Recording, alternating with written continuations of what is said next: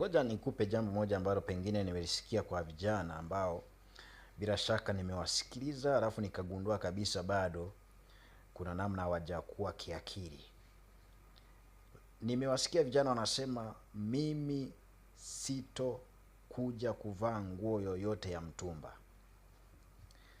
Nikasema sawa, wapo vijana wengi ambao walikuwa wanasema hivyo na wamewahi kufanya hivyo. Walipokuwa na miaka 15 kwenda 20 hapo, vijana wengi walikuwa na mawazo kama haya ya kwamba mimi nguo ya mtumba nini? Unaenda kununua nguo ya mtumba, unavaa siku 2 na chanika. Kwa nini ninunue hiyo nguo wakati na uwezo wa kwenda kununua nguo ya 50,000, 30,000, jeans 30,000, jeans 25,000 na nikapeta mtaani na kiatu changu safi?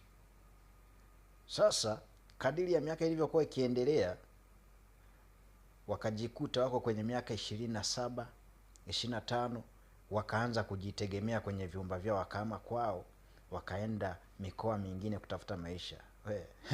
Nafikiri ni jambo jepesi kulipia kodi wakati umezoea maisha mtelezo.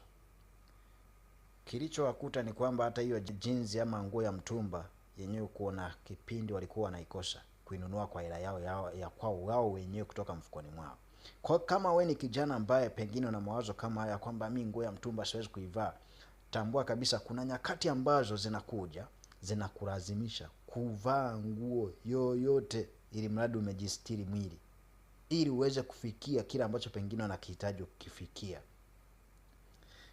ili angalau upate hata hela ya kula au upate hela ya kodi kwa mwezi mmoja.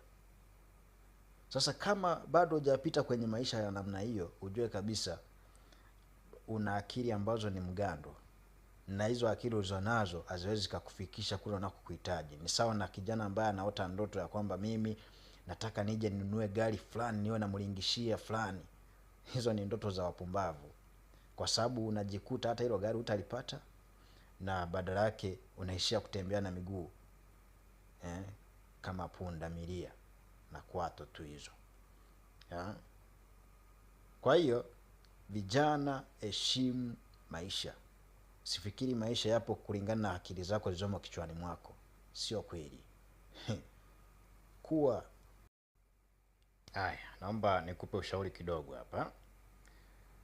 Kijana kama kijana, kama we ni kijana wa kiume na kabisa unajua kabisa unajitambua, acha kukalili maisha. Kuna umri ambao kijana hata kama ameanzia kwenye utoto wake hajawahi kuvaa nguo ya mtumba, kuna umri unajikuta unaanza kwenda kwenye nguo za mtumba na kusalaliza. Choka kuinama zile.